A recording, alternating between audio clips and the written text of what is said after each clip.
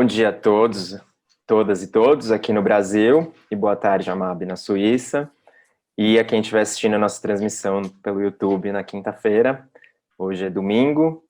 Primeiro lugar, gostaria de agradecer a disponibilidade da Amab em ceder um pouco do seu tempo hoje para conversar aqui com a gente, e também a Lívia Flores e aos nossos colegas e companheiros do grupo de pesquisa Desilha, a totalidade, que estão aqui com a gente hoje.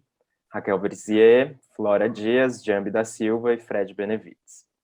Essa conversa com a artista e pesquisadora mineira Mabi Betônico faz parte da última mesa do nosso terceiro seminário de pesquisas em arte, cidade e desília, Paisagens Minerais, que terá na sequência, às 17h30, uma conversa com a arqueóloga Cláudia Plens, professora da Unifesp, a cineasta e pesquisadora Flora Dias, a artista visual e pesquisadora Bárbara Marcel e o artista Tom Nóbrega. O terceiro seminário de pesquisas em arte, cidade e desília é uma realização conjunta do PPGAV, Programa de Pós-Graduação em Artes Visuais da EBA-UFRJ, e do PPGAC, Programa de Pós-Graduação em Artes da Cena da ECO-UFRJ, a quem agradecemos pelo apoio na organização. Agradecemos também às agências de fomento CAPES e FAPERJ, que disponibilizaram recursos para a realização do seminário e da publicação a ele atrelada, o terceiro caderno do Desília, a sair no final de 2021. O Seminário de Pesquisas em Arte, Cidade e Desília, em sua terceira edição, é uma proposição do Grupo de Pesquisa à Totalidade, neste ano com o tema Exercícios de Paisagem. Agradecemos também aos integrantes do grupo de pesquisa e aos co-organizadores do seminário, Michele Sommer, Jambi da Silva e Lívia Flores. Agradecemos ao Lucas Icó pela programação visual e ao Nicolas Jorge pela transmissão via YouTube.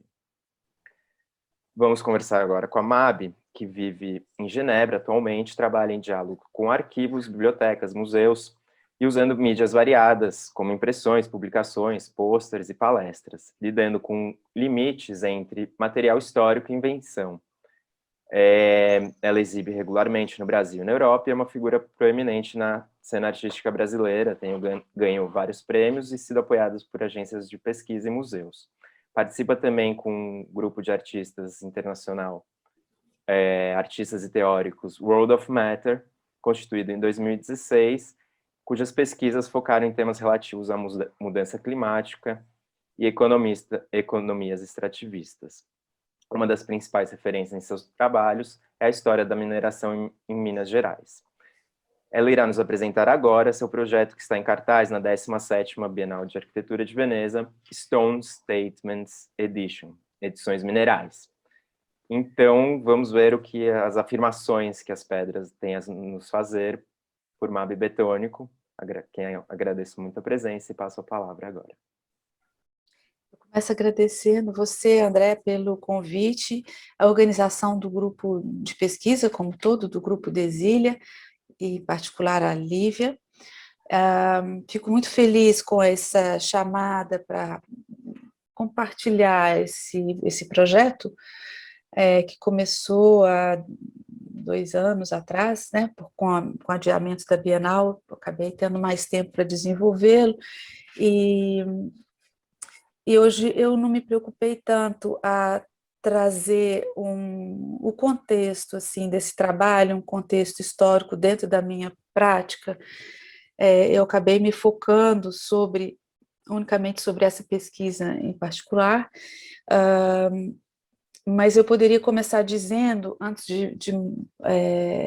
de mais nada, que eu trabalho desde, não sei, deve ter mais de 20 anos que eu trabalho com a questão mineral. É uma questão para mim,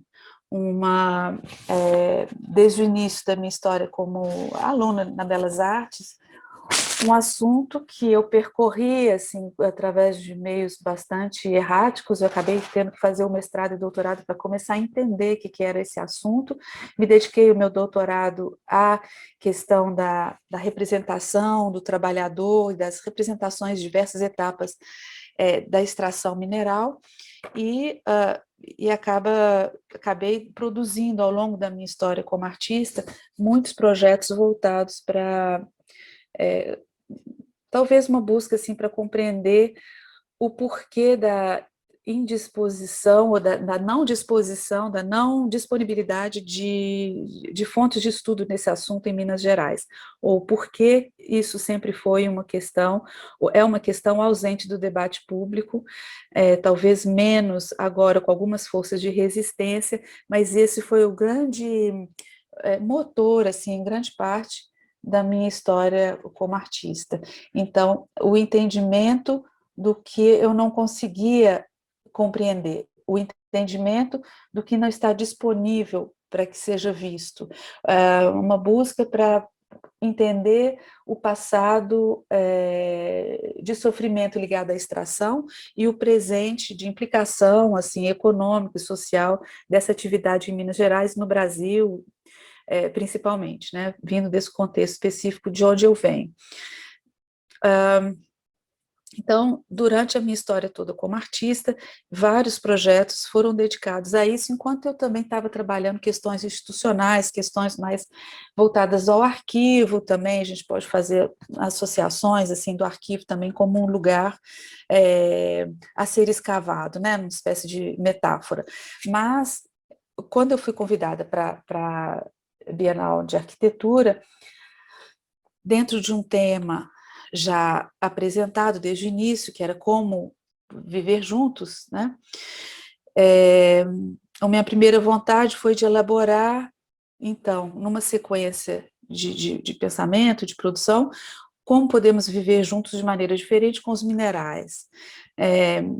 De uma certa medida, em grande parte, eu me dediquei assim ao longo do tempo sobre a questão mais social, a questão da paisagem, né, a questão da paisagem extrativa, extraída, né, vamos falar desse jeito, mas dessa vez eu tive vontade de me aproximar e de tentar buscar uma espécie de método ou de ferramentas, né, numa maneira de como que eu posso afetar esse cenário como artista. Vindo de duas experiências recentes, que infelizmente eu não me organizei para mostrar imagens aqui, mas talvez a gente possa já mostrar a primeira imagem, pelo menos para a gente ter aqui o título do trabalho, a primeira imagem do PowerPoint. O que eu tinha recentemente feito, eu achei que tivesse uma imagem antes dessa, desculpa, porque tem uma logomarca do Stone Statements, mas eu acho que eu passei para vocês uma versão mais antiga do documento, não tem problema. Esse trabalho, então, assim, a mentalidade, o meu momento para responder a Bienal de Veneza era um momento que eu tinha acabado de sair de uma experiência, de uma exposição coletiva que aconteceu no Sesc, em São Paulo, no Sesc Belenzinho, que era uma exposição que chamava Arquivo, a partir dos arquivos da ditadura, uma exposição coletiva organizada pela Ana Pato. Para essa exposição, foi uma pesquisa, foi uma exposição que derivou, assim, né, uma exposição derivada de um longo processo coletivo de pesquisa de todos os artistas, em muito debate, foi mesmo uma condução de um processo de trabalho. E para essa pesquisa, eu tinha estudado, tentado entender o papel da indústria mineral no momento do golpe militar, nos anos 64. E era uma pesquisa, para mim, nesse momento, vaga, era uma vontade de conhecer o que era que estava ali implicado, se é que existia alguma implicação. Logo, eu tive muita dificuldade de achar, como normalmente é o caso, para achar assuntos, respostas às questões ligadas à mineração, mas eu achei nesse momento da exposição que aconteceu em 2019, uma pesquisadora na UFRJ que justamente estudava esse ponto do golpe militar, o papel da indústria mineral, os interesses minerais por detrás do golpe militar. E essa pessoa, ela estava em pleno desenvolvimento do doutorado, mas ela foi tão receptiva ao meu desejo, à minha necessidade de aprendizado que ela ia compartilhando comigo, que ela ia escrevendo. Então, assim, erraticamente, ao longo de um ano, eu fui seguindo o desenvolvimento da tese e aprendendo o que era, tudo. E foi um estudo muito interessante, porque imediatamente a resposta dela foi o papel da indústria no momento do golpe. Ele é absolutamente visível, ele é claro, e ele é traçável, e ela escreve uma enorme história sobre isso. E o que era muito interessante é que, antes do golpe militar, existia... É toda uma história que a gente tem que saber, é uma história que eu fiquei muito impressionada da gente não conhecer, de eu não conhecer e nunca ter ouvido falar disso. Mas existia, eu tenho que recuperar essa pesquisa, que agora eu já estou em outra, mas existia um movimento popular de proteção, de nacionalização dos minérios.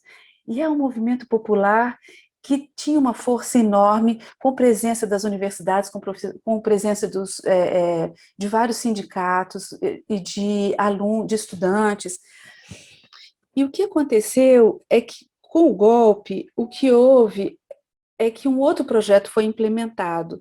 Só que esse outro projeto que foi implementado, a gente conhece, que é o da privatização, que é o da internacionalização e da exportação, da continuidade de exportação dos minérios como é, é, dinâmica comercial prioritária, né? A evasão dos minérios, a extração para companhias internacionais.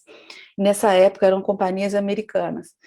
E o que acontece é que era tão bonito o movimento que havia antes, né, como projeto, não só o movimento popular em torno da questão, mas como projeto, um outro projeto de constituição, finalmente de país, e que afetaria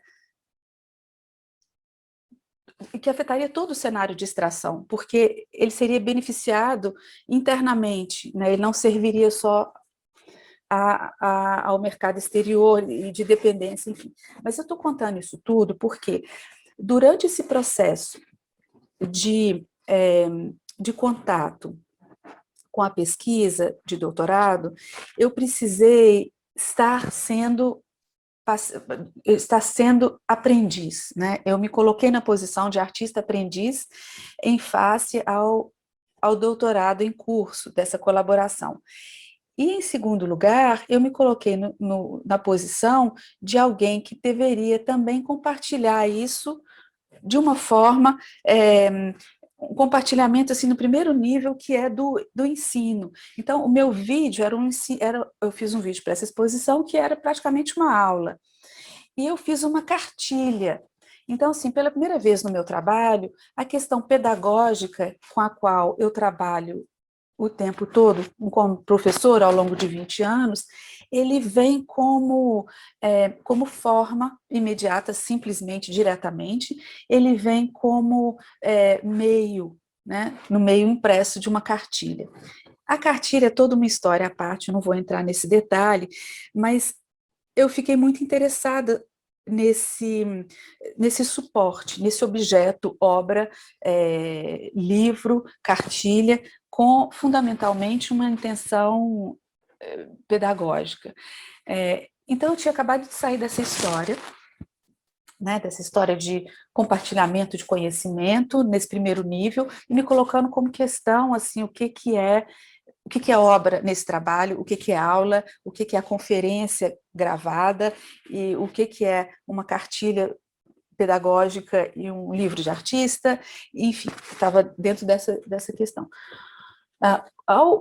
Com o convite da Bienal, eu estava impregnada dessa vontade de desenvolver, além do que eu fiz como cartilha, que tratava da questão do momento político histórico da ditadura e de toda essa história aí que eu contei rapidamente com relação aos interesses da indústria militar, da indústria mineral nesse momento. Então, eu resolvi propor, a gente pode mudar aí o próximo slide, por favor. Nesse momento inicial, eu ainda não tinha um título para essa editora, mas eu resolvi pensar assim, o que seria a gente começar porque para mim sempre foi uma questão, vou voltar um passo atrás, o que seria, como que a gente pode, num sentido de consciente, do consciente coletivo, da conscientização do coletivo, como que a gente pode mudar, e se a gente conseguir mudar, uma relação, um atrelamento à montanha, à pedra, à rocha, aquilo que é lá, invisível. Primeiro que ela é invisível, porque ela não é considerada, ela é considerada como território, como terreno infértil, né, como um terreno que não tem associação com o biológico, necessariamente, né, numa mentalidade assim mais superficial, é que a pedra é aquilo que não é vida, né? Então, como que a gente pode atrelar ou reatrelar ou associar a ela algum tipo de valor que não é o valor econômico, né, extrativista, que possibilita a extração, mas que é um valor de um atrelamento simbólico de alguma ordem, né? Como que a gente pode levar isso a uma modificação da mentalidade, para uma modificação de uma mentalidade? É que isso é possível? Será que isso possibilitaria uma resistência à extração na medida em que a gente atrela a esse lugar, ou a esses elementos, a esse lugar montanha, né? Por exemplo, ou esse elemento rocha, ou a pedra. Se nós atrelarmos um valor simbólico a esse elemento geográfico, geológico, será que por meio desse atrelamento simbólico, a gente possibilitaria uma resistência coletiva ou um atrelamento de modo a não vê-lo apenas como um valor econômico, pelo seu valor econômico? Então, assim, quase que um projeto idealista, né, mas também voltado para uma identificação da invisibilidade desse lugar, desse elemento. Então, eu imaginei, então, olha, quem sabe um projeto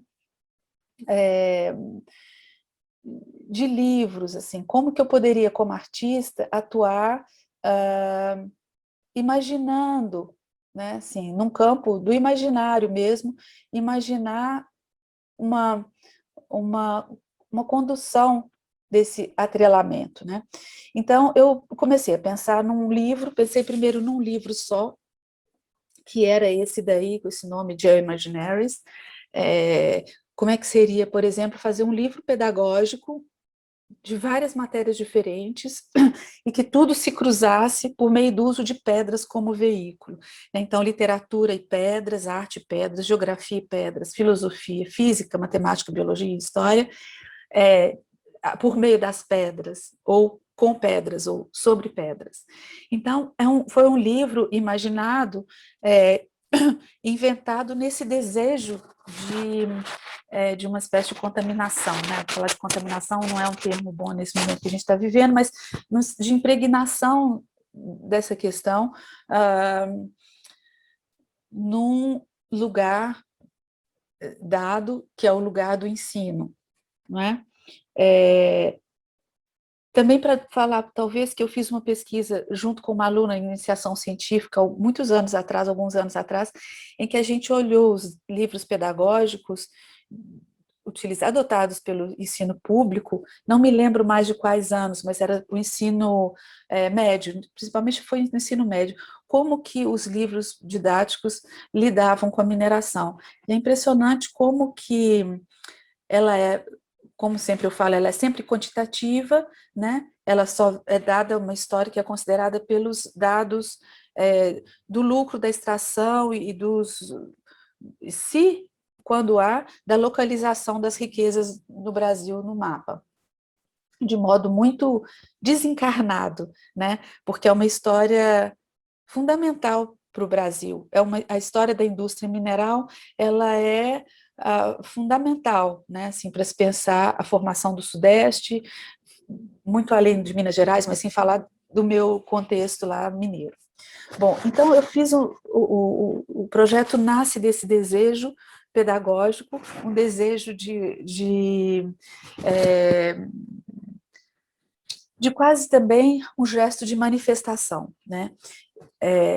Então, acabei constituindo não só um título de livro, mas uma maison editorial, né? Um projeto editorial que se chama Stone Statements Editions. A ideia do Statements passa também por uma questão militante, né? Questão do que eu tenho a dizer, do slogan.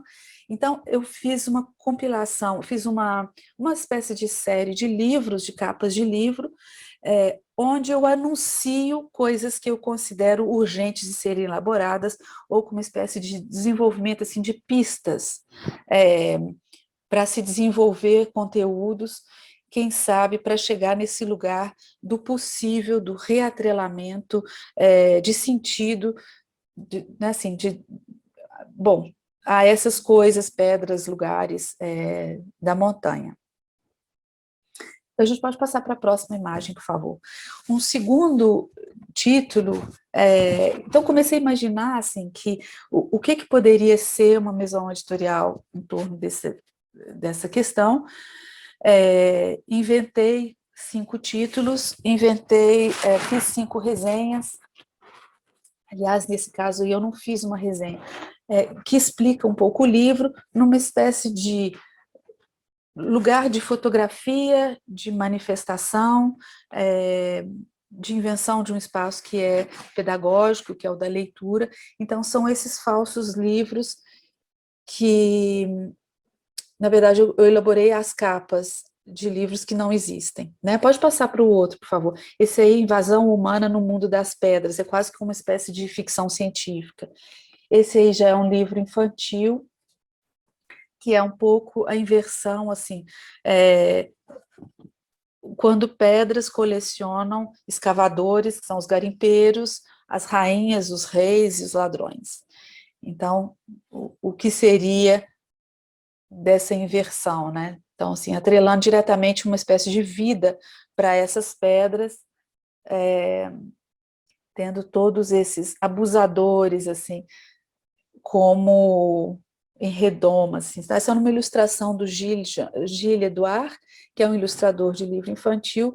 Para cada capa, eu convidei um colaborador, então eu trabalhei num sentido bem coletivo mesmo, na minha vontade de que isso se afaste também do lugar do desenho autoral da artista, que não interessaria para mim, mas quem seria o ideal, quem seria a pessoa próxima de mim que eu conhecesse e que poderia ser um colaborador em potencial, que poderia vir a construir essa imagem junto comigo. Então, a imagem precedente é de um tipógrafo, quer dizer, é um desenhista de tipografia, um professor de uma escola em Basel, da Escola de Artes Gráficas em Basel, que também é artista plástico, que se chama Henrique Fontanille, que desenvolveu o desenho da palavra sobre a pedra. Aqui, então, é uma ilustração do Gilles Edouard, que é um escritor e ilustrador de livro infantil, bem conhecido, tem muitas coleções, assim, ele já é traduzido em muitas línguas, ele é franco-brasileiro, mora no Brasil. E, então, esse é o terceiro livro, tem um outro também, por favor, pode passar a próxima imagem, acho que é a Lívia que está manipulando, né? Então, esse aí é o penúltimo livro, não necessariamente nessa ordem, onde eu fui mais no sentido assim de pensar menos no sentido ficcional, né, dos últimos 2 livros, mas num sentido mais num sentido mais científico, biológico, de imaginar o que é essa impregnação, o que é esse sentido do mineral, né, que forma nosso corpo, que está que conforma o vegetal, que está impregnado no humano, que está impregnado no animal, e que é constituinte desse mundo, e que, no entanto, em si, como pedra, como elemento mineral, como rocha, ele é visto como sem vida, né? Então, é esse título aí, Pensando Minerais com o Corpo. Então, eu anuncio lá, talvez eu vá traduzir aqui espontaneamente assim. Ciência não deixa dúvida de que existem minerais nos nossos pensamentos. Conexões celulares são feitas por minerais, como zinco, cobre, ferro e outros. Enquanto constituintes do cérebro, minerais ou eles são guardiões da memória. Eles também guardam a memória da Terra, a história da Terra incorporada nos estratos, né? Pedras são arquivos, mas enquanto minerais mantêm o passado, eles também são vivos. Biominerais são componentes de seres vivos, espalhados como poeira e outras partículas pelo corpo, abaixo da pele, impregnadas na pele, né? Como podemos compreender, mais profundamente, compreender o corpo mineral como conectado com suas partes externas, ou mais especificamente, suas continuações, as pedras e as montanhas por aí, vistas como simplesmente commodities sem vida. Minas têm veios, pedras têm olhos, e existe hematita na hemoglobina. Então, esse texto, ele é quase que para mim, uma chamada, assim, vamos falar disso, né? Esse talvez seja um livro que eu gostaria de desenvolver, mas são livros que potencialmente precisariam ser desenvolvidos coletivamente, ser pensados juntos, né? Mas eles são aqui anunciados como provocação. A gente pode ver o próximo também, por favor. Então, e esse daí era uma proposição para pensar uma espécie de vocabulário, né, como podemos endereçar diferentemente essas coisas, essas pedras, rochas, pedregulhos, pedrinhas e montanhas, um vocabulário de aproximação. E ele foi concebido, né, por esse anúncio aí, como uma espécie de alfabeto, e já anuncio lá, A para adereçando ou endereçando Cauê, B para Becoming Solid, C for Crystallized Imagination, e assim sucessivamente. Então, esse livro daí, com o adiamento da Bienal, eu acabei conseguindo desenvolvê-lo, né? Quando teve o tempo, foi o adiado, finalmente, ótimo, ótimo, vou ter tempo para desenvolver o projeto um pouco mais. Só que era um livro que já anuncia uma forma, né? Ele anuncia, inclusive, as primeiras letras, e então ele foi feito de fora para dentro. Então, eu fui convidando pessoas próximas, ou mais ou menos próximas, e cada vez menos próximas, cada pessoa para desenvolver a partir de uma letra do alfabeto. Então, foram encontros, assim, né? Como que essas pessoas foram chamadas? O projeto foi feito completamente sem dinheiro. A Bienal de Veneza, ela é uma estrutura bem restrita, assim, financeiramente, é muito...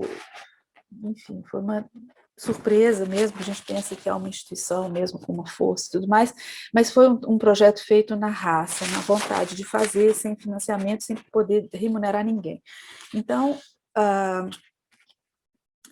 por isso eu fui pouco a pouco sentindo, né, a boa vontade das pessoas, que as pessoas estão fazendo, as pessoas estavam muito diante das telas, todo mundo cansado, será que as pessoas vão querer responder a isso? Então eu propus a cada um fazer um verbete, a princípio esse verbete era para ser meia página, eles começaram a vir uma página e meia, 2 páginas, então eu tive que limitar também por uma questão de formato, e também imaginando na tradução, porque tinha gente que colaborou em várias línguas diferentes, né, amigos de diferentes lugares, não só amigos também, mas alguém que falava, olha, você tem que falar com fulano, um artista tal, que faz o trabalho sobre isso, você vai... e fui descobrindo, assim, foi realmente um percurso colaborativo muito bonito, assim, porque, de maneira geral, em todos os casos, parecia, ou em quase todos os casos, tinha uma vontade, assim, ou já processos em curso, mas muitos processos de trabalho artístico, científico, que não encontravam necessariamente lugar e que compreendem como um elemento. Eu nunca tinha pensado sobre isso, estou improvisando agora, fazendo essa leitura agora, mas a recepção dos convidados, ela era tão generosa que me parece que é quase que como se fosse um desejo de somar força a esse movimento, quase que isso, né? E muita gente já trabalha com isso há muito tempo, mas que via isso como um espaço coletivo de força. E aí a gente pode passar para a próxima imagem, por favor? Ainda mais a próxima, desculpa, que você queira, eu podia ler um pouco mais, mas... E aí, assim, as primeiras letras, elas estão anunciadas no livro, então a gente teve que responder a elas, né? Então tive que... E a construção do alfabeto era muito doido, porque eu não podia impor para a pessoa, faça o L, trabalhe alguma coisa com N. Então, assim, foi uma negociação em cada caso, foi um processo foi bem bonito, assim, de constituir, porque era uma negociação constante, porque se a pessoa cismava que ela queria o H, e já tinha alguém que ocupava o H, eu tinha que voltar na outra pessoa e falar, olha, será que você consegue começar o seu texto por isso aqui, que a princípio era para começar o texto, depois isso não deu certo, acabou sendo o título mesmo. Enfim, foi um processo bem rico, assim, de aprendizado e tudo, e acabou são 26 colaboradores, e foi de verdade, graças ao adiamento da Bienal, que isso foi possível. Então, o que era um projeto editorial ficcional, aqui ele vira uma outra coisa, o que problematiza o trabalho no sentido o contrário, né? Eu não posso falar que ele é ficcional porque ele efetivamente ele se concretiza na medida em que um livro é publicado. Não sei se eu vou, às vias de fato, desenvolver todos os outros. Eu acho que coletivamente posso até conseguir fazer, mas para a Bienal ele foi lançado, então a obra mesmo, né, assim, o que estava em exposição eram os cartazes. Acho que a gente pode passar outra página, eu não consigo ver o que tem. Então ali está o site, o link para download gratuito. Nós vamos tentar imprimir uma colaboração com uma pesquisa que eu faço aqui junto à França. Talvez a gente consiga imprimir uma pequena tiragem, mas a ideia mesmo é que ele seja disponível para download, que a pessoa possa imprimir algum texto específico e que tenha mobilidade de abrir e fechar e estar realmente disponível online. Então, a gente pode passar a imagem, por favor. E aí tem um QR Code que estava disponível, que está na exposição, né? Isso é uma coisa que eu vou ainda comunicar melhor, porque a gente fez uma correção ainda semana passada, mesmo que já esteja online, a gente ainda alterou ele um pouco. Mas pode passar a próxima, por favor. Então isso aí é uma imagem da exposição. Esses cartazes medem 1,75 m por 1,30 m, mais ou menos. E ali tem o QR Code que a pessoa pode acessar somente esse volume por enquanto. Então, ele tem assim, um toque que é um pouco como se fosse mesmo um stand, né, de anúncio de uma edição, de uma editora, e esse é com frequência o lugar do meu trabalho, assim, essa dúvida, assim, é uma instituição, é um museu do sabão ou não é um museu do sabão, é a Bienal de São Paulo que se representa durante a Bienal de São Paulo, ou é um trabalho artístico? Aqui é a questão, é uma editora ou não é uma editora? Ainda mais porque existe um livro feito. Então, a sala é mais ou menos essa. Pode passar a próxima, por favor. Então, ele tem essa dimensão da comunicação, a dimensão que eu digo, a dimensão física do pôster, de um espaço de comunicação mesmo, de propaganda, né? Pode passar a próxima, por favor. Esse aí, o outro. E, finalmente, eu também fiz um jornal. O jornal é um elemento muito presente assim, no meu trabalho. Justamente, aí, obrigada. Pode deixar ele aí no cantinho. O jornal, eu fiz um jornal que é feito único, é uma cópia só, impressa no papel jornal, e ele é feito para um vídeo. Então, ele também, nesse lugar, ele é um jornal ficcional, de certa forma, porque ele não tem uma circulação, porque ele não tem uma tiragem, ele é um objeto que se presta a um vídeo, né, registrado por meio de um vídeo. E é uma coleção de mais ou menos 100 transcrições de manifestações contra a mineração em várias línguas diferentes. Então, é uma pesquisa que foi feita na internet com alguns assistentes que a gente buscava, assim, né, protesto de mina no Chile, na Espanha, no Brasil, protestos contra contaminação por elementos tóxicos de mineração, enfim, todo esse espectro de rua mesmo, de manifestação pública. Então, a gente transcrevia os slogans, né, as demandas dos protestos, e a gente redesenhou em forma desse jornal. Né? Então, ele tem uma experiência tipográfica que remete a essa objetividade da rua, mas ele vem como uma espécie de índice coleção dessas vozes que protestam. Né? Então, esse gesto que é o do livro, ele se repete na rua, e essa mensagem que é da rua, ele entra no jornal. Então, tem esse desejo assim, de trabalhar também o gesto da militância, né? Assim, o gesto da demanda, de aportar, de carregar uma voz efetivamente contra uma situação ligada à mineração.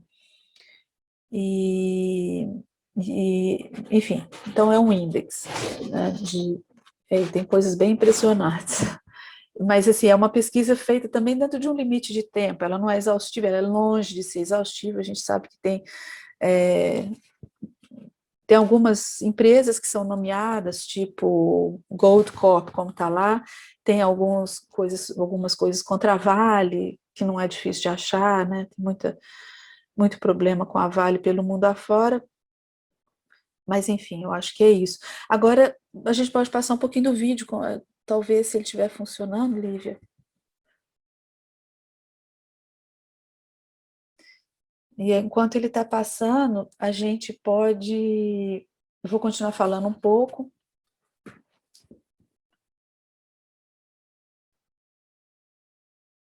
Esse vídeo não tem áudio.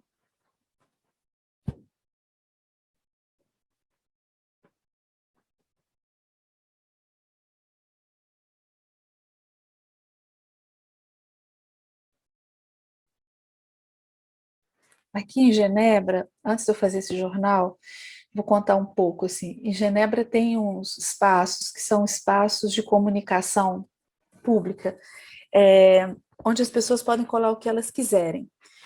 Não é ilegal, são espaços feitos para isso. Então, a pessoa coloca pequenos anúncios, ela coloca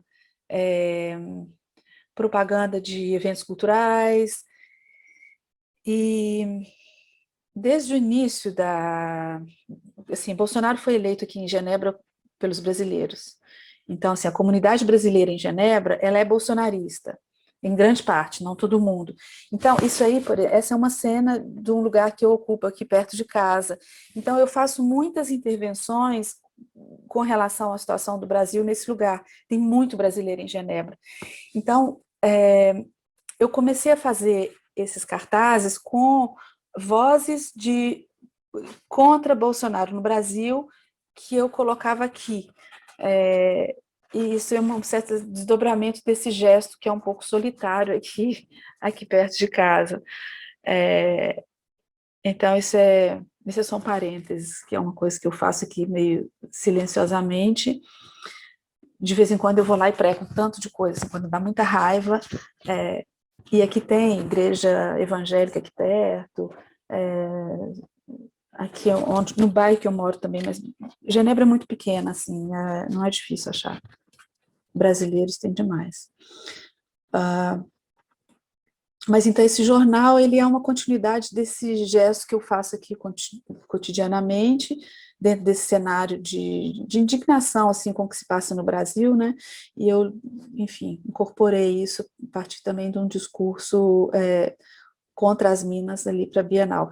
O desejo seria desdobrar esse jornal, não sei, imprimi-lo em quantidade, talvez, mas ele se presta para isso nesse momento, ao vídeo, né? O vídeo é o meio de circulação.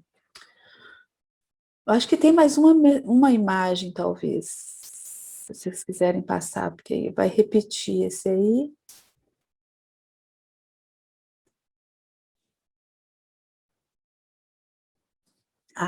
Esse daí é já não participa da mesma exposição, mas o Stone Statements Editions foi convidado para uma outra exposição com cartaz. Então, a gente fez uma espécie de quase que um poema que eu usei ao longo da preparação do projeto, identificando assim, o que são pedras, né, como vistas como sem vida, estáticas, mas energéticas, permanentes, mas sempre à disposição, eternas, com vida longa, complexas, bonitas, mas sempre atreladas ao econômico. Então, é um texto que vem de um lado cartaz como assim, e do outro lado tem uma... Você pode passar a outra imagem, por favor?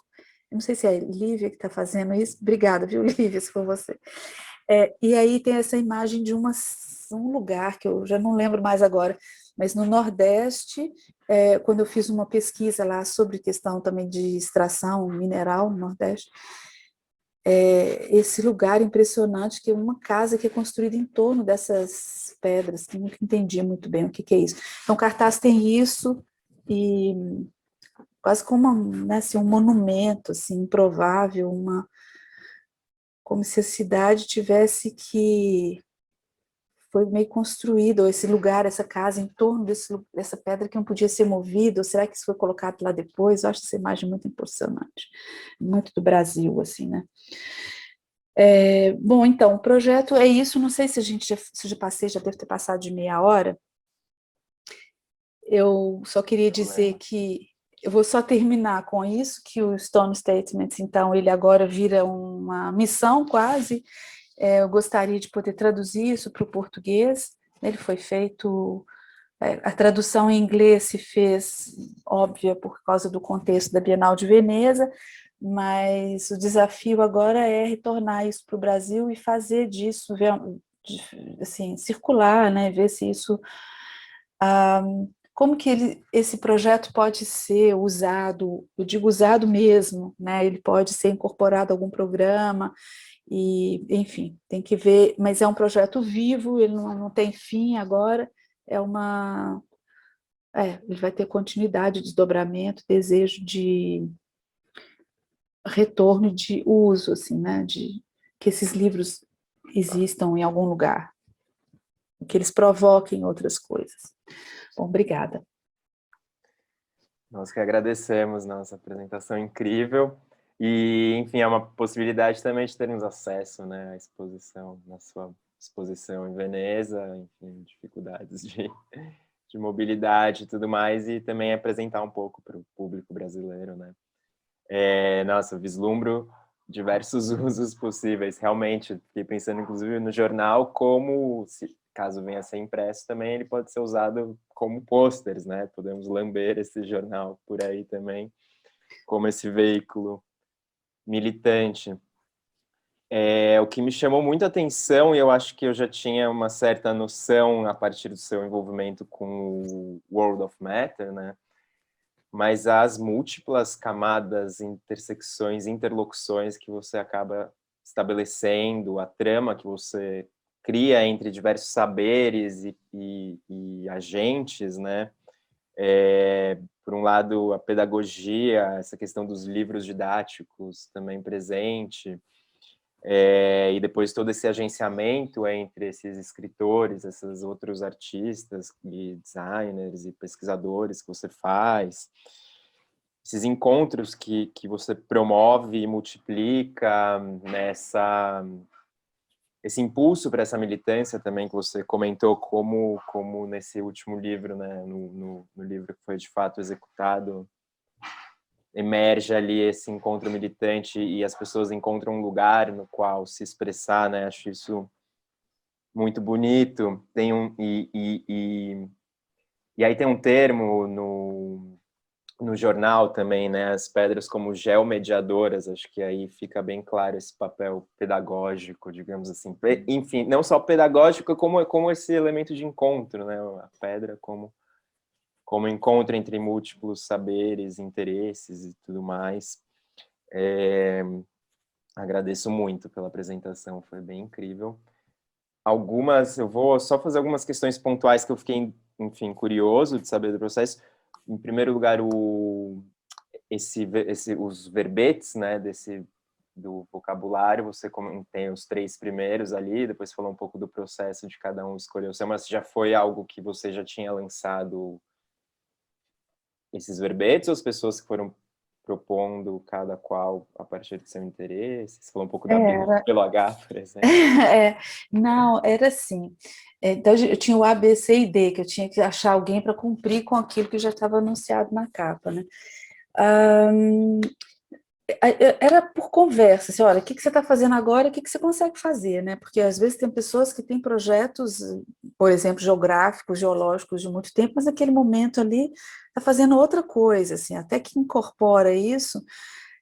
Então, vinha sempre de uma conversa, o que você está fazendo, o que você pode contribuir, e a gente ia achar um título, assim, uma letra a partir de uma questão-chave do trabalho.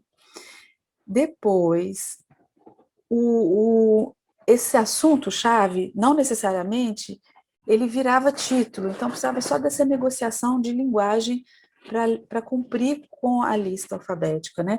Mas eram, em grande parte, são pesquisas que já são pesquisas em curso, né? Ou pessoas que trabalham, por exemplo, a Luísa Meyer trabalha com a questão do Inselberg, né? Que são tipo, não sei se você conhece, que é tipo o Corcovado, por exemplo, né? O Pão de Açúcar, aquela pedra colocada. Ela trabalha com os ecossistemas voltados em Inselberg, tem que chamar de Inselberg, tá fácil. Né? O outro, o Hugging Rocks, ele é o alpinista, e estava muito difícil fazer o H, e ele queria uma outra letra, assim, vamos falar que você está abraçando essa pedra, o hugging, né? Vamos lá cumprir. Então era sempre um jogo dentro do coletivo, era um debate assim, a ideia é o preenchimento desse universo de letras. Mas o que eu posso dizer sobre isso? E ninguém saiu do assunto de pesquisa, cada pessoa fala realmente do seu trabalho.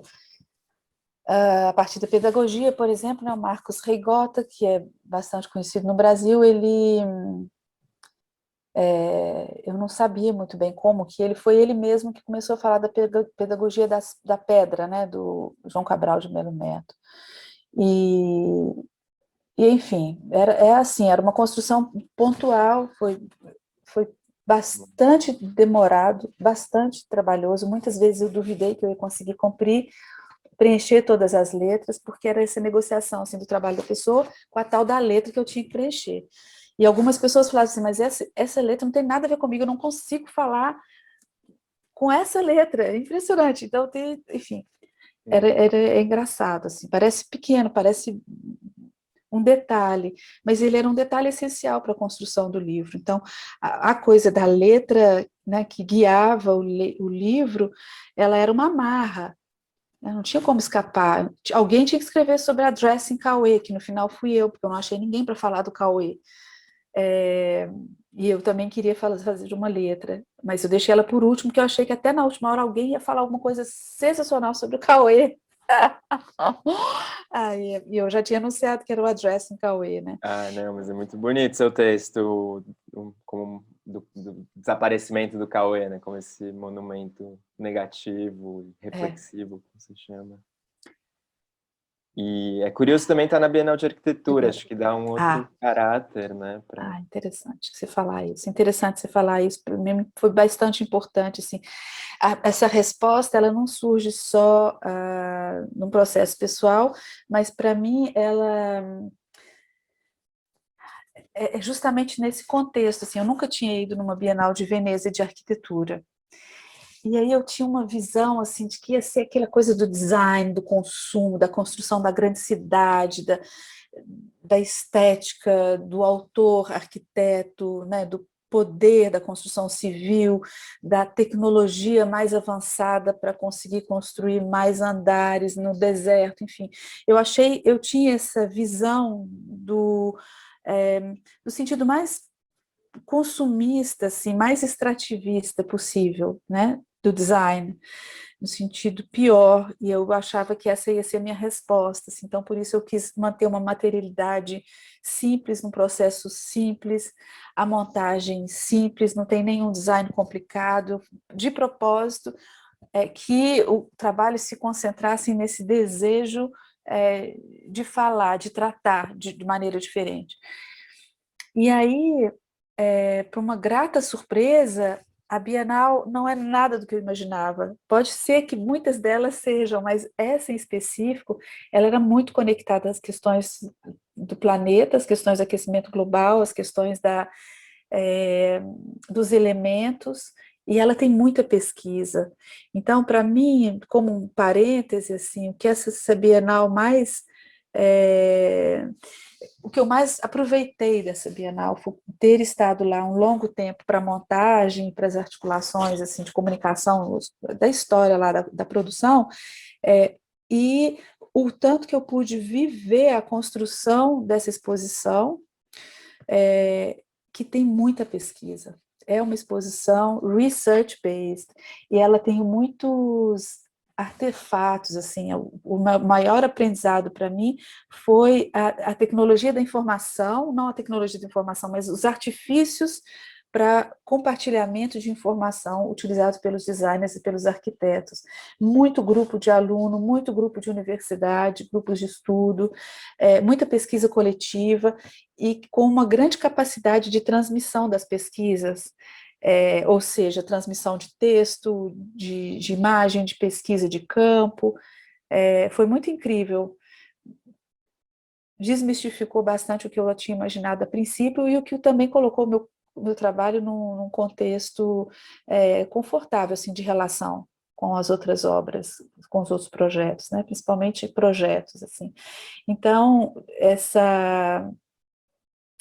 o que eu achava que ia ser contramão de uma visão de construção, de arquitetura e de consumo, né, de growth, né, continuação de crescimento, de progresso, etc.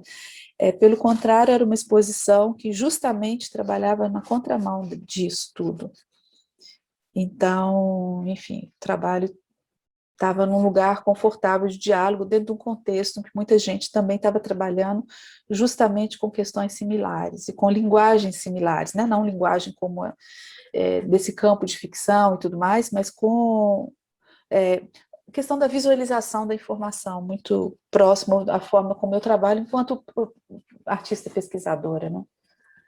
Imagino que não foi gratuita o convite da curadoria para você estar aí, já imaginavam que...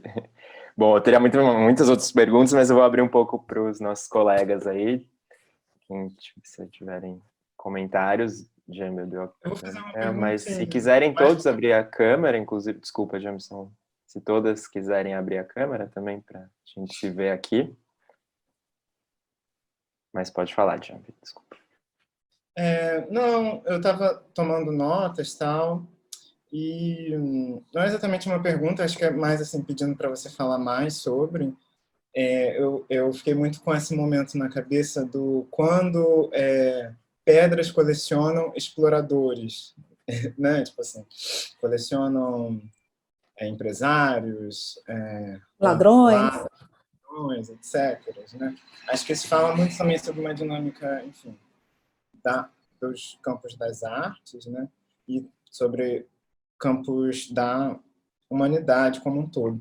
E aí eu fico pensando assim, né, esse trabalho tão interessante, quando ele entra também em uma Bienal de Arquitetura, ele também entra dentro de um campo onde existem os investidores da sociedade civil, né, tipo os arquitetos, os engenheiros, as próprias pessoas que também trabalham com essa especulação. Você acha que existe uma força possível transformadora dentro desse campo, ou que essas forças eventualmente elas se anulam assim dentro dessas posições que a gente assume nesses lugares, né? Como é que você sente isso, Mabi? Olha, era isso um pouco que eu estava tentando dizer. Eu não sentia nessa exposição esse impulso construtivo, desenvolvimentista, pró-arquitetura, pró-crescimento. Pelo contrário, é uma exposição que questiona isso, é uma exposição que questiona justamente, fala dos recursos, que busca alternativas de construção, não vou dizer mais ou menos ecológicas, mas de construção de menos impacto. Então, eu acho que a gente está vivendo isso de uma maneira global, e essa exposição, ela é uma exposição que ela sai de uma curadoria que é de um acadêmico, de um professor de uma universidade, ou seja, ela não é de um autor, né, não é de uma superestrela da arquitetura, mas é uma pessoa que está percorrendo, o Sarkis, ele percorre o debate, né, uma pessoa que está impregnando de debate a sua exposição. A princípio eu achei que não, que eu fosse estar falando com o mundo mais perverso assim, da construção civil, né, desenvolvimentista e consumista, mas não, era uma exposição que pensa toda essa esfera do consumo, da construção, do coletivo, da ocupação dos territórios, da questão da imigração, enfim, muitas implicações. Eu fiquei muito surpresa, porque eu sempre estive na Bienal de Veneza várias vezes, que eu já fui na Bienal de Arte. E a Bienal de Arte, agora eu vou abrir um parênteses, viu, Diambre? Estou saindo um pouco da sua pergunta, mas assim, a Bienal de Arte, ela é lotada e ela tem um pulso de sedução do começo ao fim. Ela tem o mercado de arte que se interessa, ela tem as galerias, ela tem os colecionadores, ela tem os patrocinadores, ela tem os artistas com todo o seu métier métier de vaidade de consumo, que é muito pulsante, é uma disputa, é uma efervescência, é quem faz maior, mais colorido, mais barulho, é quem faz a coisa mais nova. Ela é pouco discreta, ela é descarada no sentido da sedução e do pulso, do que vai ser agora, o que vai valer dinheiro agora. E eu achei que a Bienal de Arquitetura ela fez a mesma coisa no outro campo. É o design mais incrível, com a materialidade da tecnologia mais fantástica, o prédio que vai ser mais alto, com a piscina transparente. Eu não sei o que era, eu tinha essa imagem. E eu chego lá, não é nada disso, é um monte de aluno fazendo trabalhos sobre o que é a extração no Alasca, que afeta as comunidades, não sei o quê. A arquitetura que me veio assim, nessa visão da Bienal, né, porque a gente sabe que a arquitetura tem toda uma implicação social, mas eu imaginei que nesse lugar de visibilidade, a arquitetura ia se prostituir, assim, para seduzir, para mostrar ao designer o nome, a grife, entendeu? Não é nada disso.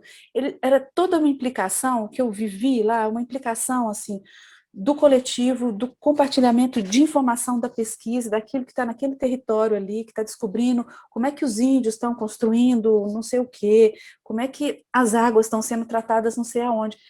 Uma implicação muito mais relevante do que é feito normalmente nas bienais de arte, que ali sim elas apelam, né, os artistas e a produção cultural nesse momento, nesse lugar, ela apela com toda a sua força para o objeto de luxo, ou por objeto de sedução, ou por um discurso do momento que a gente tem que destacar, sabe? A Bienal de Arquitetura eu achei que foi uma exposição assim de aprendizado, entendeu? E eu não sei se eu estou respondendo a sua pergunta, Diabre, mas assim, eu tive a Não, mas impressão de eu que queria escutar mais sobre, enfim, se você quiser. eu fiquei achando que o ritmo é outro, o métier é outro, evidentemente, e eu achei uma conexão diferente com o que a gente, com pensar os dias de hoje, assim, com uma articulação com o mundo num sentido muito mais implicado, e até em pavilhões. Eu não sei se isso tem a ver com o impacto, né, do que aconteceu nesse último ano, se isso foi tempo suficiente também para as respostas ao chamado da Bienal terem sido também um pouco mais implicadas, né? Mas não sei se tem a ver, se houve tempo suficiente para essa modificação.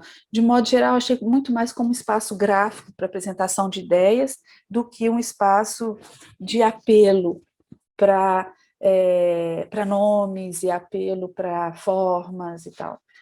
Então, eu achei um excelente lugar de aprendizado, de encontro com pessoas pensantes e produzindo no campo da visualidade também, né? No campo artístico, tem muito artista que participa.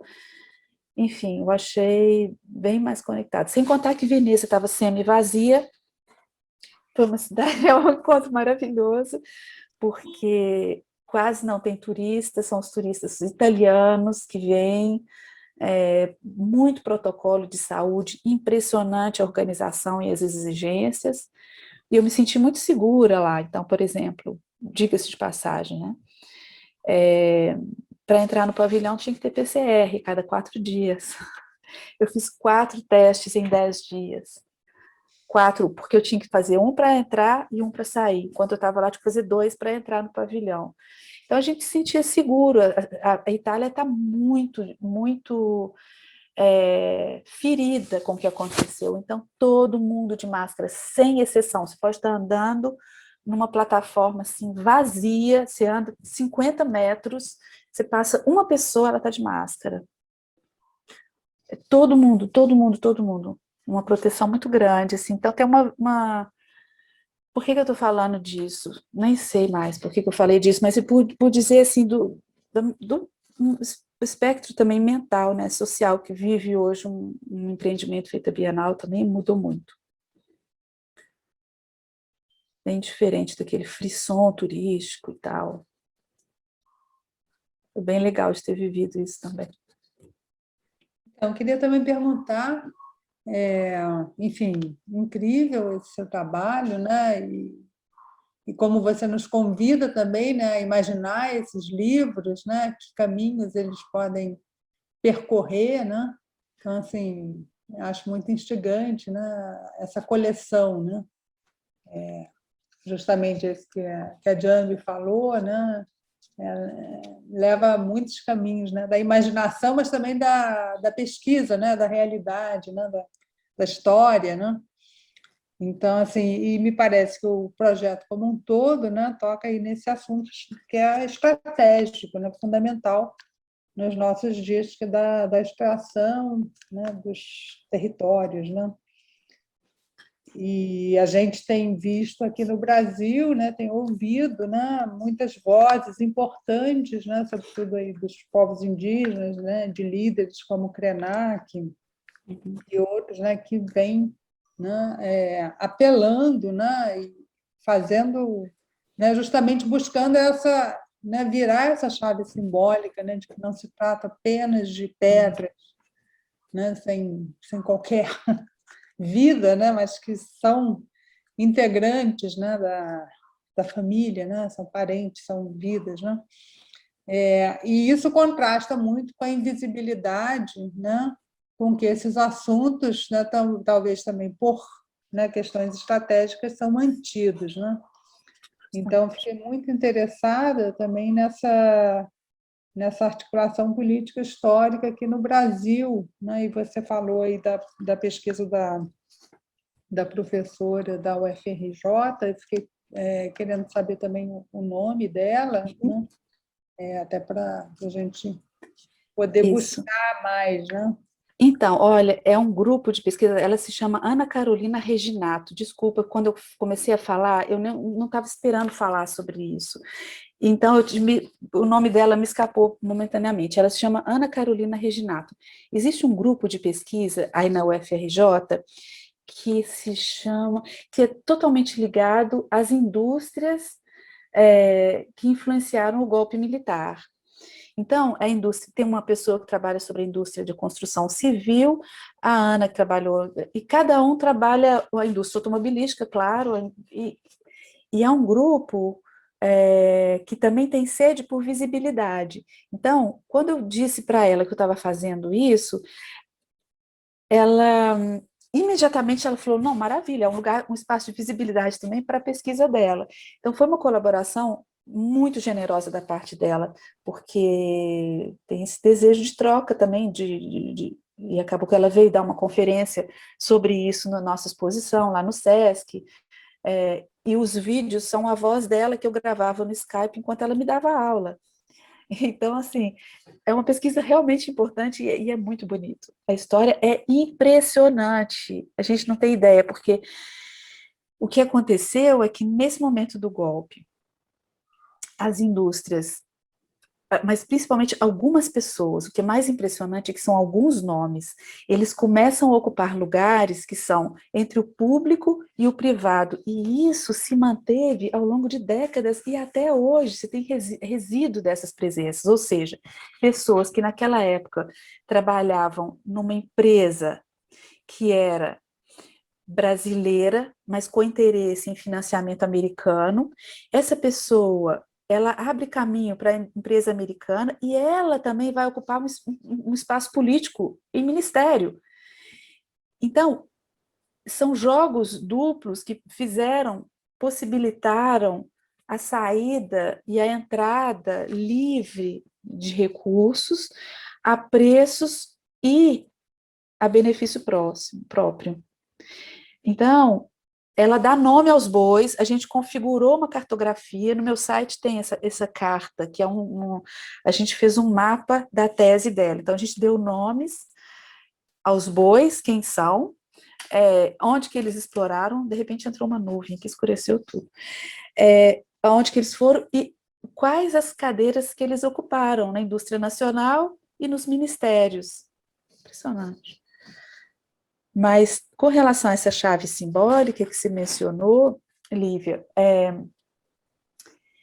é justamente isso que precisa, assim, se hoje a gente tem alguns movimentos que defendem alguns territórios, tipo a Serra do Rola Moça, algumas áreas potenciais, assim, que potencialmente podem ser de interesse, ou que são já de interesse para as mineradoras, esses pequenos movimentos políticos locais de militância, assim, que são contra a Vale, contra os grandes monstros, eles ficam muito isolados, né? Então, assim, a grande parte da população, ela ainda acredita na promessa de que a empresa vai trazer emprego, ela vai trazer benefícios para as localidades. Então, essa crítica, assim, que já é sabida, que ela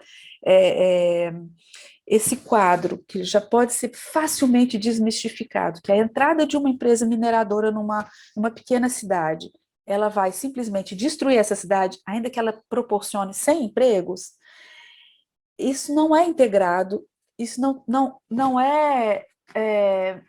chega a ser, digamos, incorporado e veiculado.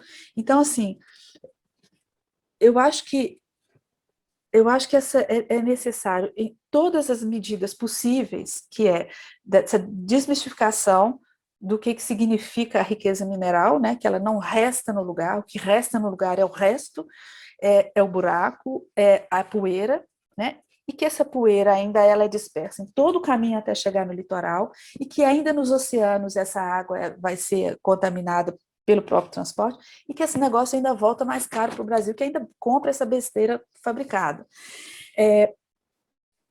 Aonde que é que a gente pode mudar? Eu, na minha assim, ineficiência como artista, né, assim, fazer o quê? Vou fazer vídeo que fala sobre o transporte do trem, que essa poeira desaparece. Será que livro didático, como afetar? Tem que trabalhar no sentido muito mais profundo, eu acho que eu talvez não consiga fazer isso, que é negociação com o Ministério da Educação, nessas condições que a gente está vivendo, completamente sem condição, né? Assim, fora do interesse total. Mas é o quê? Cartilha para ser distribuída, é uma organização local. Enquanto eu não sei muito bem das estratégias, mesmo que eu possa imaginar quais elas poderiam ser, eu estou potencializando esses caminhos. Então, por exemplo, um professor de Ouro Preto me escreveu pelo site da Bienal, perguntando onde que ele pode comprar o livro infantil, porque ele faz um workshop infantil em Ouro Preto, um workshop, ele gostaria de usar esse livro. Eu falei, gente, que vergonha, eu não tenho um livro pronto, eu só tenho a capa. Eu falei, e agora como é que eu vou responder? Eu prometo uma coisa, mas de repente a gente pode fazer alguma coisa junto, de repente as crianças podem escrever essa história. Enfim, a gente vai conversar, mas se isso for útil, né, como instrumento, como toolbox, como uma caixa de utensílios, isso já é interessante. Mas é justamente essa chave simbólica que precisa ser ativada. Até escrevi isso aqui, que você me falou, como questão, né? Questão do trabalho, uma questão de raiz do trabalho. Depois eu te passo o nome desse grupo de pesquisa. Muito. Obrigada. Só a Raquel quer fazer uma pergunta, mas só um comentário. Acho que a ideia de geomediadora tem a ver também, né, com esse processo pedagógico, de uma mediação também entre saberes, Eu acho, saberes que abrem. exatamente, eu acho que esses livros só conseguiria fazer com ajuda mesmo, são livros para serem pensados coletivamente, né? Raquel. Oi, Mabi. Ei, Que Raquel. bom te rever aqui e aprender um pouco sobre essa Bienal de Arquitetura. Fiquei pensando nessa relação comunicação e arquitetura, como, né, nesse paralelo que você traçou entre as duas bienais, assim, pensando a arquitetura e o modo de viver, o modo de construir as casas como uma forma de linguagem também. E fiquei pensando nessa dimensão da comunicação da arquitetura, que às vezes a gente não cria nesse imaginário aí, quando a gente pensa num prédio espelhado, urbano, né? E me parece que isso, que tem também uma relação com essa vontade de valorizar simbolicamente as pedras como sujeitos, já acontece, né, em algumas cosmovisões, assim, essa arquitetura que comunica e que está em comunicação com outros meios, ela já está acontecendo também, né? Só que justamente entre povos e grupos que estão sendo também minerados junto com a mineração da terra onde eles vivem, assim. E pensando muito você fala muito na estratégia de como dar continuidade a esse projeto, que me parece ser super potente, justamente pela força coletiva que ele traz, né?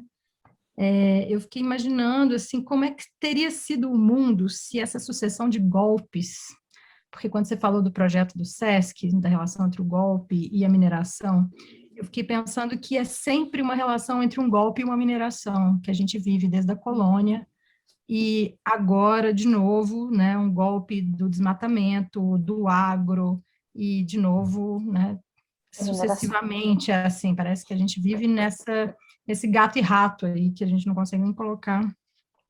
Como é que seria o mundo sem a mineração, sem essa vontade de golpe, né? E aí eu fiquei imaginando, assim, mesmo aqui no domingo, assim, tipo, que mundo seria esse? E aí eu queria te pedir para, como artista, como uma pessoa que imagina coisas também, pensar junto como é que seria esse mundo, se ele seria como a gente tem ele hoje, só que mudando nossas relações de comunicação, ou teria que ser outro mundo mesmo?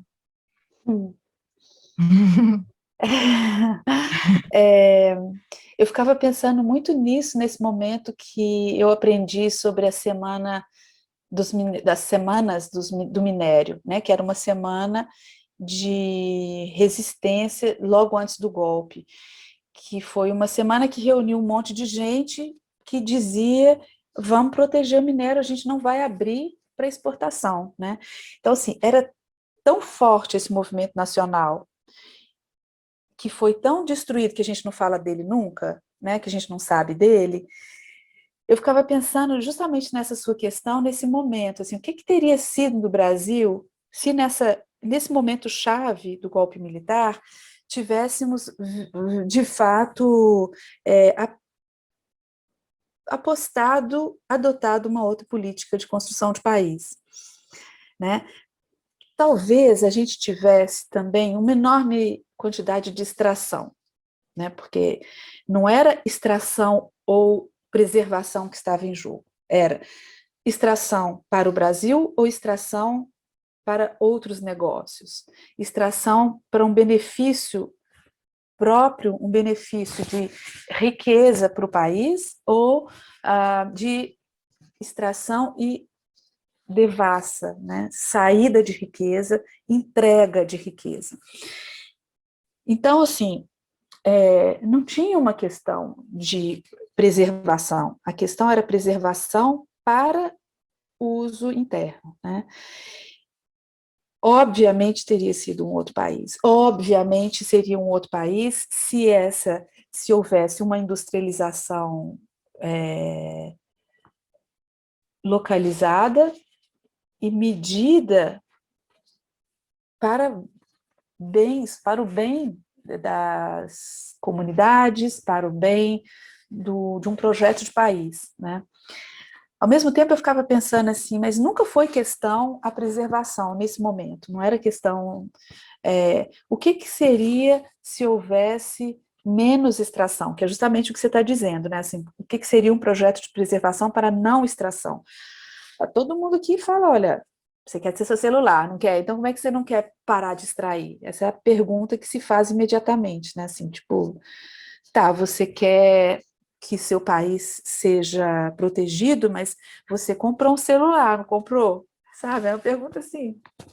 A questão é, o programa, né, de destruição que se faz. Então, meu celular, ele é velho, mas ele já não começa, mas funciona. Mas ele não roda um monte de coisa, tem um monte de coisa que é bloqueada, tem um monte de coisa que eu não consigo mais fazer, meus dados que se perdem. Então, assim, essa coisa do consumo programado, né, do lixo programado, e esse é um pensamento que tem que mudar. A questão da extração, para mim, está ligada a um projeto de mundo, não tem mais jeito, não é Brasil, não deixa de ser. O Brasil está super refém do que foi instaurado nos anos 60. Como é que sai disso, né? Então, eu não sei o que é sonhar com a recusa de todos esses bens, a recusa do que a gente consome, porque não sei se eu sei reorganizar as coisas dessa forma.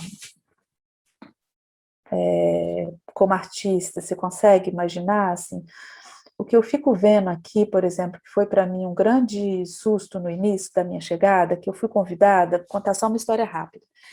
Quando eu cheguei aqui, eu fui convidada a participar de um projeto que se chama Effondrement des Alpes, que significa o colapso dos Alpes.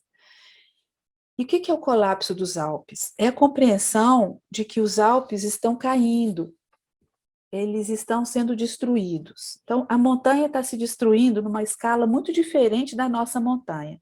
A nossa montanha está sendo extraída por recursos minerais, lá o ferro, é o ouro, etc. Os Alpes estão sendo destruídos aqui como reflexo dessa extração mineira. Porque com o aquecimento global, a montanha derrete e a montanha precisa da cola, que é o gelo que está dentro da rocha. Então, os Alpes são colados pelo gelo. Os Alpes começam a despencar, porque o gelo derrete dentro da rocha. Quando os Alpes caem, o que acontece? ela destrói as vilas, né? A montanha destrói as vilas, a montanha impossibilita o turismo, porque começa a ficar perigoso, destrói estradas, e toda uma economia que começa a se modificar. A economia do turismo, porque não tem mais gelo, então não tem mais esqui. Então, fecha as montanhas, fecham. Então, não tem turismo para ocupar a montanha, não tem comércio local. Aí fica a pessoa isolada, morando lá, desvaloriza a terra. Então, tem todo um colapso econômico e social nas montanhas que se deve a uma política internacional que acontece em outro lugar. Então, os Alpes são um grande laboratório, muito interessante, porque com o aquecimento global, aquilo que vivia embaixo, as plantas, determinados animais, eles estão já não sei quantos metros acima. Então, tem todo um ecossistema que sobe montanha. Na medida em que ele sobe montanha, ele se reduz, porque a montanha se reduz, ela é assim.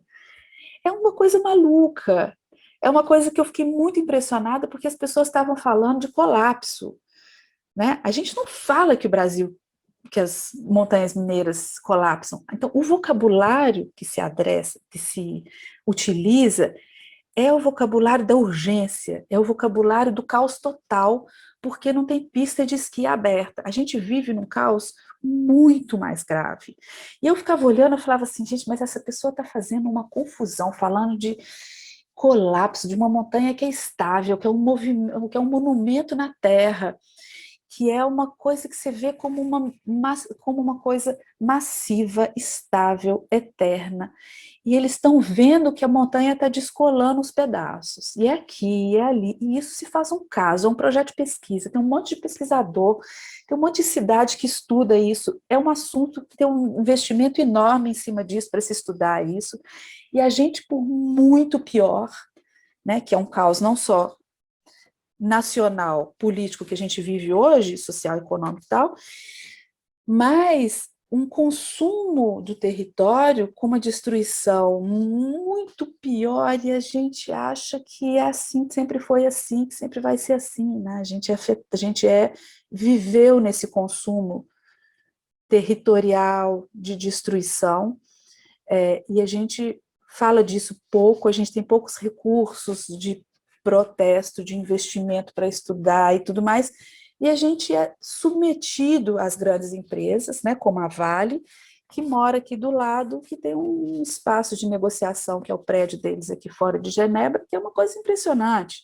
É um bunker, que eles não tem nem gente que passa na rua, e eles estão assim, eles têm um prédio lindo numa cidade, numa vila bucólica, tem uma plantação de batata na frente, com uma vista maravilhosa para os Alpes, e é aqui que eles fazem a negociação, e é daqui que eles fazem o controle de risco, né, o risk management, é aqui em Genebra, aqui perto de Genebra. Então, a Vale vive esse paraíso aqui, enquanto ela destrói o que é lá, e a gente sem recursos de voz, sem espaços de voz, e de instrução e de educação, para dizer, olha, justamente essa preservação que você está falando, né, assim, esse lugar aqui é um lugar que a gente tem que viver nele, a gente não vai conseguir sair daqui, a gente quer viver bem aqui, a gente merece esse lugar, e no entanto está totalmente submetido a essa perversidade, assim, desse sistema todo, né. Então, seria importante ter uma resistência, quem sabe no futuro um outro projeto outro projeto social que é menos dependente da extração, né? A gente fala, estou falando disso muito localizado em Minas Gerais, assim, será que é possível não ter esse projeto de extração e constituir outros meios econômicos, né, de vida para as populações? Como ficar livre dessa desgraça que é essa Vale, né? Como ficar livre dessa desgraça de compreensão que é a dependência? Então, assim, Brumadinho é arrebentada e meses depois as pessoas querem um emprego, elas não têm outros meios de luta, né? Outras tecnologias, outros pensamentos. Essa comunidade pode viver de artesanato, será que ela pode viver de plantação de arroz? Eu não sei o que é, né, de economia alternativa para outros tipos de vida. As pessoas vivem com o desejo do retorno da Vale. Elas querem que a companhia retorne. O que a gente pode fazer?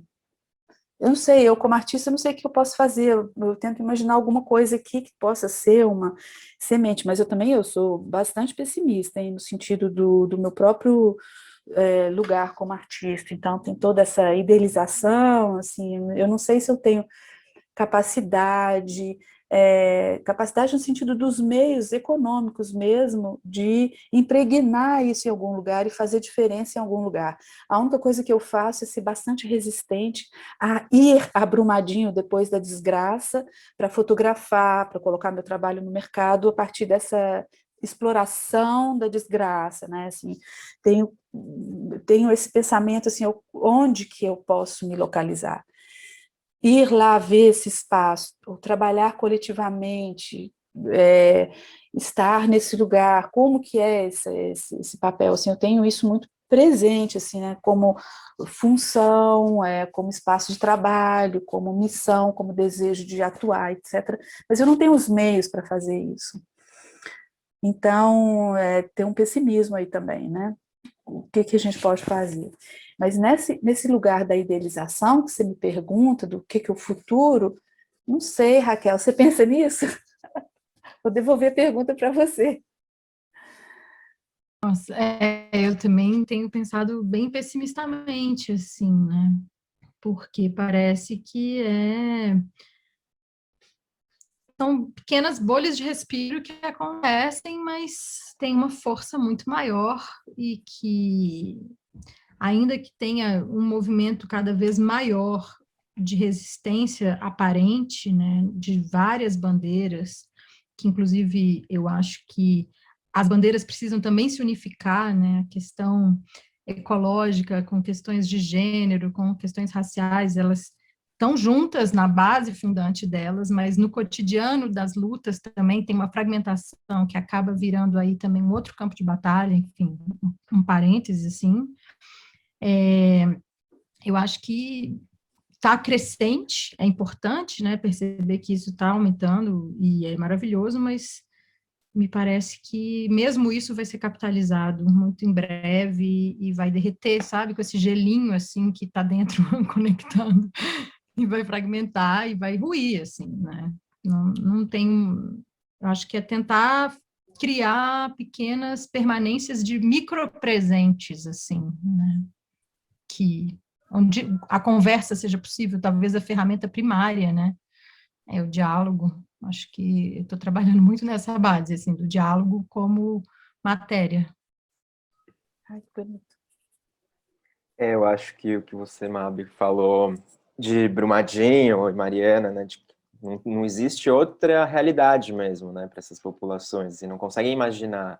E esse exercício que você está fazendo, que eventualmente vai chegar lá, que seja pelo professor da UFOP, que foi atrás de você, já quer fazer já está costurando uma outra trama ali, que vai acabar chegando, por exemplo, esse livro didático, né, infantil, vai chegar no filho de alguém que trabalha ou trabalhava numa mina de Brumadinho, que vê tudo isso daí, já cria...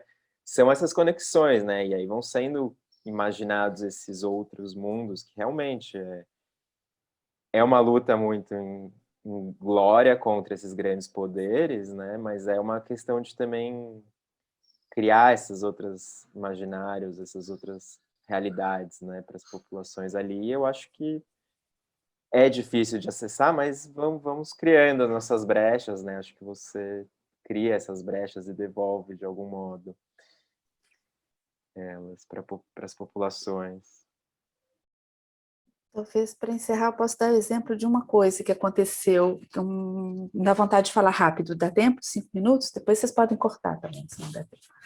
Mas alguns anos atrás, eu fui a Viçosa, na Universidade Federal de Viçosa, que tem uma escola de agronomia muito importante no Brasil.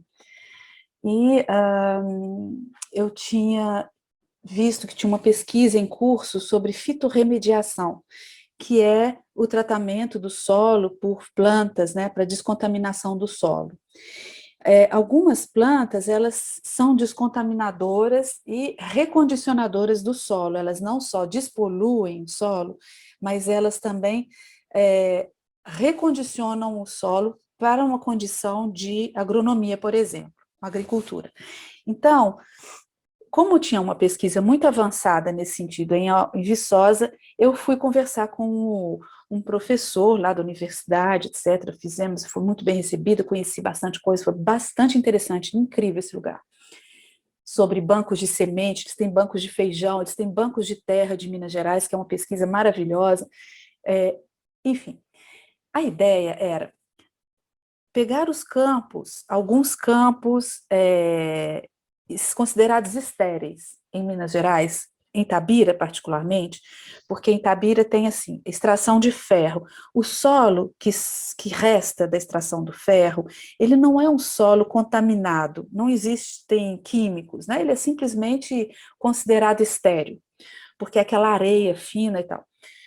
Acontece que em torno das minas, a Vale jorra água 24 horas por dia. Então, eles têm uns chuveirinhos em torno das minas, que fica lá assim, pulverizando água para não gerar tempestade de poeira.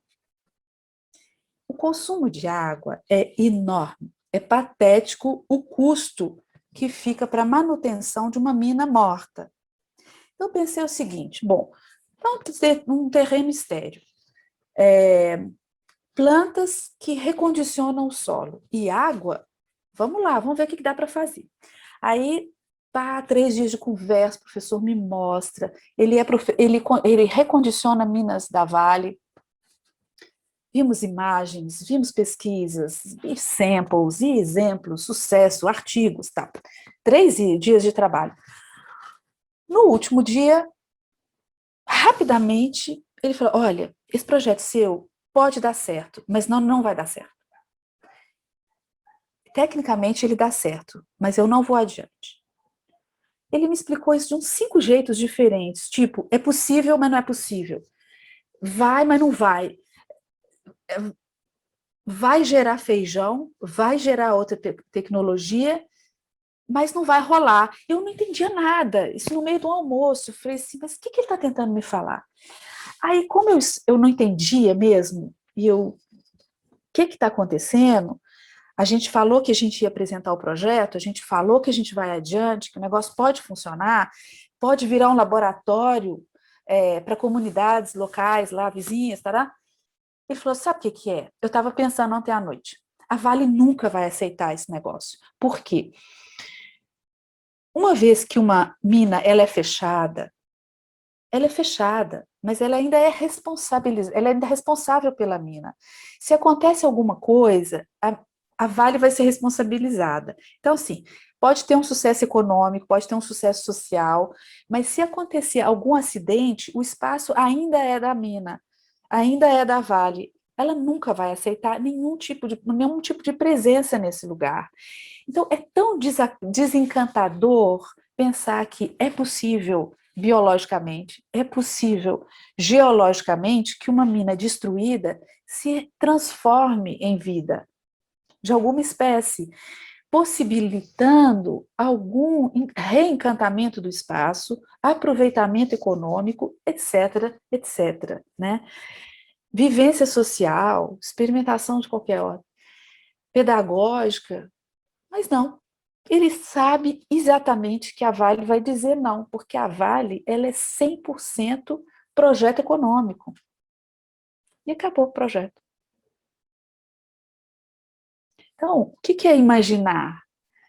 Enquanto a gente está no espaço industrial dessas grandes empresas, há o que imaginar, mas eu acho que ela não. Eu acho que é um impedimento ao mesmo tempo. Há o que imaginar, há o que propor, há o que salvar, né? Mas não existe salvação. Infelizmente, Minas Gerais é um espaço de poeira.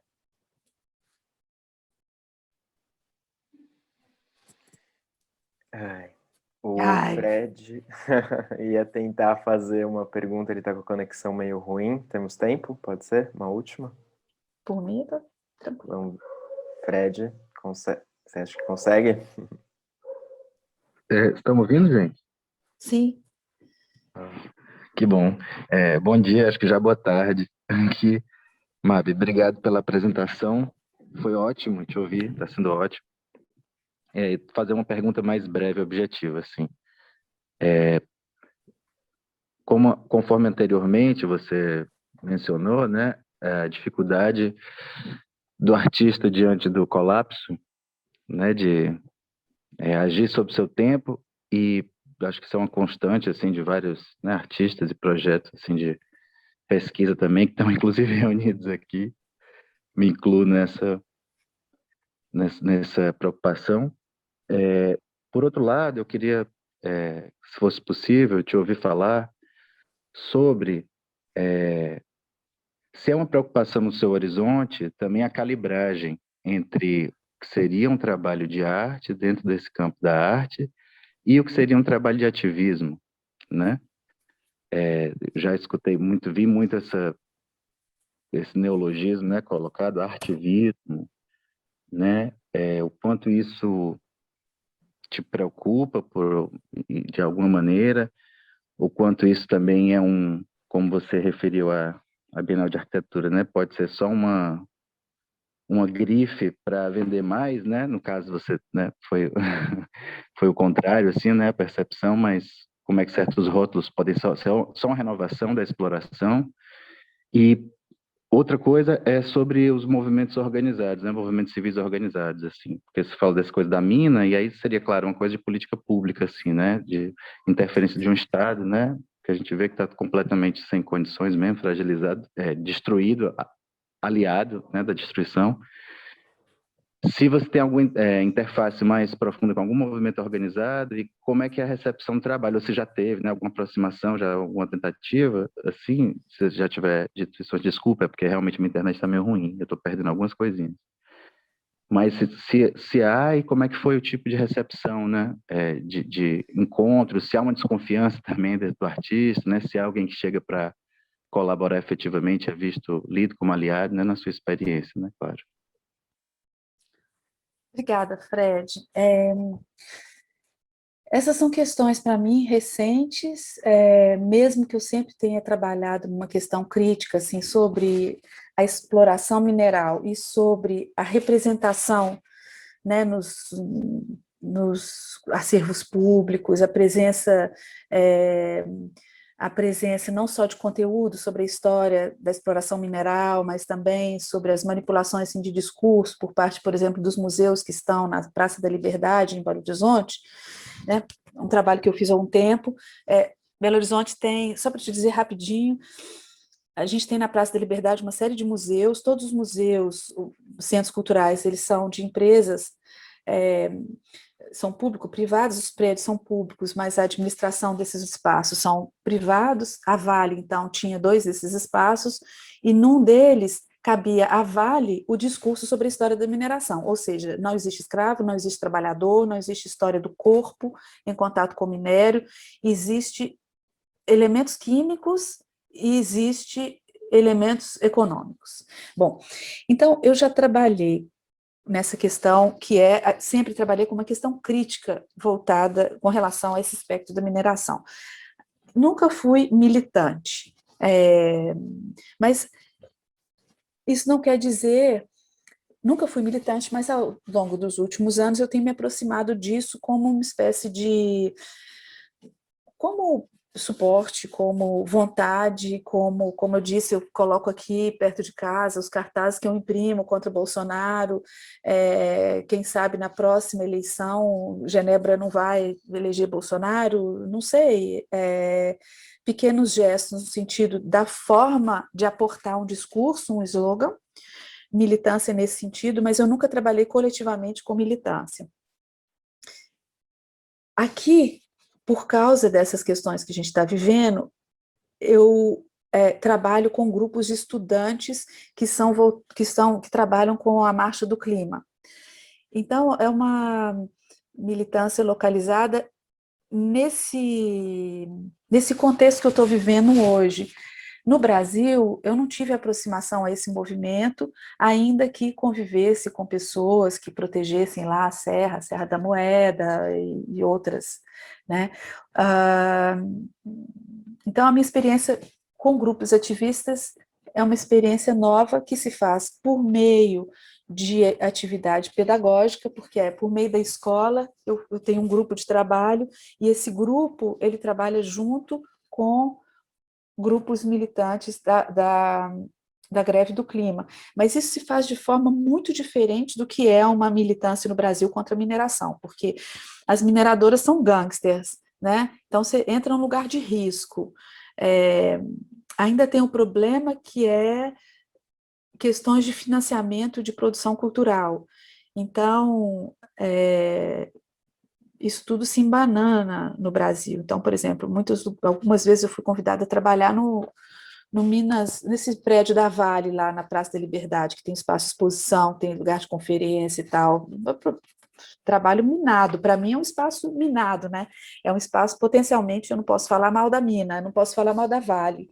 É um espaço que não me interessa, mas eu nunca fui para frente do prédio fazer, de fato, campanha para que exista o discurso sobre, exista representação do escravo, que exista representação do... Não me interessa, me interessou fazer um diagnóstico sobre o que é a situação desse museu, um museu completamente, não devia nem chamar museu, com um discurso completamente positivo sobre atividade econômica, ou seja, um espaço de propaganda da empresa, né? Efetivamente. Então, eu não fui fazer militância nesse sentido físico do protesto, concreto nesse sentido, mas eu escrevo sobre isso, faço texto sobre isso, converso com as pessoas, converso com meus alunos, na aula eu falo sobre isso, etc. E aqui na militância ela passa pela questão dos jovens, são alunos que têm lá 20, 22 anos e que querem apoio dos professores para falar sobre questões do clima. O que acontece aqui é que os jovens, eles fazem greve na sexta-feira, mas os professores não fazem. Então, a minha atuação aqui é dizer, olha, eu sou professora, eu estou com vocês. E eu participo dos professores que apoiam os alunos. E aí tem essa militância que passa por aí. Mas eu não sei se eu respondi a sua pergunta. Para mim é uma coisa nova, como parte, assim, próxima do meu trabalho. Não, acho ótimo. Talvez... Eu tentei botar a câmera aqui, mas não está rolando, gente. Mas eu te vi rapidamente. Vi. Aqui para mim não acontece nada. Mas obrigado pela resposta. Só assim acrescentar uma coisa, que são muitas questões e tal, né? Mas se você acha, porque assim, a pergunta começou com isso, né? Mas eu me embananei um pouco. Mas quando a gente fala assim, que falta alguma coisa a nós para que possamos interferir no mundo, né? A gente fala, através da arte você não consegue mudar uma política, digamos, né? Então isso é um lugar da arte como falta. Mas tem algum outro lugar, assim, que por exemplo, que é também um perigo de abrir mão do que se pode, né, em torno do que não se pode, sabe? Não sei se está entendendo, vendo como lugar da falta, mas beleza, mas eu vou até aqui também, porque depois disso também eu não estou mais lidando com um trabalho que eu posso considerar artístico, alguma coisa assim. Uhum. Olha, Fred, nessa experiência recente de militância, entre aspas, aqui, né, porque eu estou com os alunos, são eles que agem, para mim pouco importou se isso faz parte da minha prática artística ou não, entendeu? É uma coisa de vontade, de trabalhar nesse sentido. Então, se isso vai ser incorporado na minha prática, isso para mim não passa pela cabeça, sabe? Eu acho que a questão é uma questão civil também, né? Uma questão de ser, de estar, independente de se isso vai fazer parte do complexo da minha produção artística, se eu vou incorporar isso ou não. O que me interessa, por exemplo, no caso do jornal, que tem slogans, é que, pelo gesto de colecionar as vozes, eu crio um uníssono, né? Então, o que está sendo falado na Colômbia e no Brasil, e não sei o quê. Isso quer dizer que em todos os lugares que a Vale trabalha, e que outras empresas americanas, ou inglesas, ou indianas, ou chinesas e tal, a mineração causa problema. As consequências são enormes. Então, assim, criando esse uníssono a partir de um veículo artístico, um objeto, sem valor comercial também, né? bom, que isso pode até ganhar, né, porque tudo pode ganhar um valor comercial, mas que isso não me interessa, não foi feito para circulação, para venda e tal. Nesse gesto de compilação, eu crio um uníssono, como eu disse. Então, existem ferramentas que eu posso trabalhar que podem possibilitar alguma coisa, né? Mas no meu ato de ir para a rua fazer pintura aqui no centro de Genebra, com as pessoas, com os alunos, porque assim, tem o Break Free, só para explicar um pouco o que é que eu estou falando, o Break Free é um movimento internacional muito interessante. Aqui em Genebra tem uma turma que é muito forte, e eles sabendo que eu estava apoiando os alunos por essa coisa do professor que sai junto com os alunos na rua, eles me procuraram e falaram, você não quer trabalhar com seus alunos para esse negócio, essa ação do Break Free?